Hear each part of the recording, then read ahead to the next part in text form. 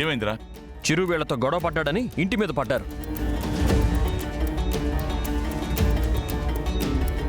వాడి సంగతి తెలియకపోతే కదా వాడిని సమర్థించడానికి. దారిని పోయే వాళ్ళందరితో గొడవలు పడ్డం మామూలే కదా, అందరూ ఊరుకుంటారా? ఎవరో ఒకరు ఇంటి మీదకి వస్తారు, వచ్చారు. వాళ్ళు ఏం మాట్లాడుకుంటారో మాట్లాడుకునేవ్వండి. ఓయన్నా, ఏమన్నా నువ్వు అట్టా మాట్లాడుతుండావో?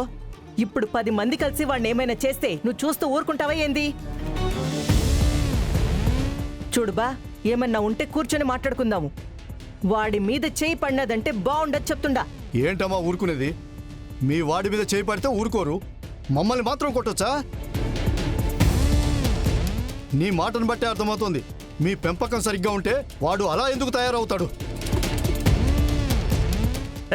మాటలు మర్యాదగా రానివ్వండి. ఇష్టం వచ్చినట్టు వాగారంటే ఏం చేస్తారో నాకే తెలియదు, చెప్తున్నా.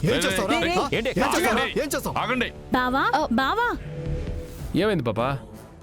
ఎందుకు అంత కంగారు పడతా ఉండవు? నువ్వు రా బావా, నేను చెప్తాను. బయటకొచ్చి చూడు. ఏమైంది? రా బావా. ఏంట్రా వాగుతున్నావు?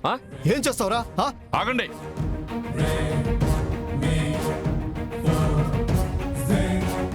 ఏమైనది? రేయ్, వీడేనా నన్ను కొట్టింది?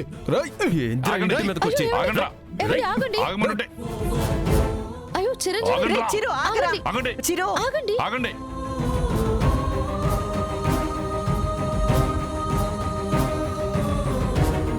రేయ్, వీడే వాళ్ళ నాన్న అయి ఉంటాడు రా. ముందు వీడిని కొడితే వాడికి బుద్ధి వస్తుంది.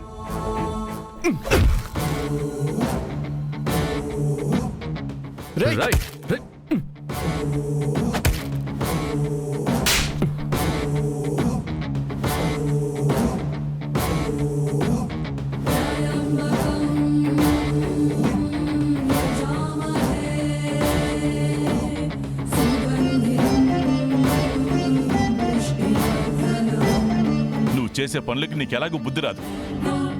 ఆ కోపం మా మీద చూపిస్తారు. కన్నవాళ్ళం కదా, వాళ్ళన్న దాంట్లో తప్పే ఉంది.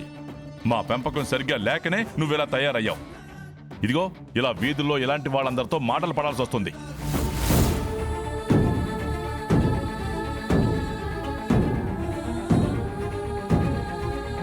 వీధుల్లో ఇలాంటి వాళ్ళందరితో మాటలు పడేలా చేస్తున్నాం. ఏదో దారిని పోయే వాళ్ళతో గొడవ పడుతున్నావు అనుకుంటే చివరికి ఇంటి మీద కూడా తీసుకొచ్చేశావు. ఇలాంటి వాణ్ణి కన్నందుకు తను అనడంలో తప్పులేదు, మేము తన్నులు తినడంలో తప్పులేదు. ఏం మాట్లాడుతున్నావు నాయనా? నోర్మోయ్, చేసింది చాలదని మళ్ళీ వాళ్ళ మీదకి వెళ్తున్నారా నువ్వు? ఏదో దారిని పోయే వాళ్ళని కొట్టాల్సిన అవసరం నీకేంట్రా? మర్యాదగా వాళ్ళకి క్షమాపణ చెప్పు.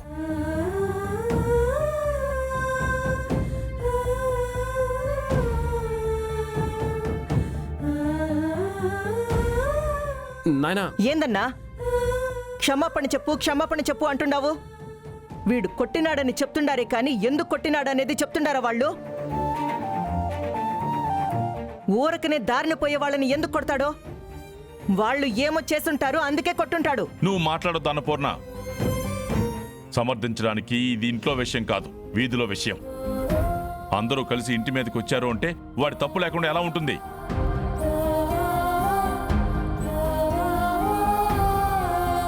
లేదు నాన్న, అలా ఎవరిని పడితే వాళ్ళని అలా కొట్టడు వాడు. వాళ్ళు ఏదో చేసే ఉంటారు. ఇదిగో, మీరందరూ ఇలా సమర్థిస్తున్నారు కాబట్టే చిరంజీవి అలా తయారయ్యాడు.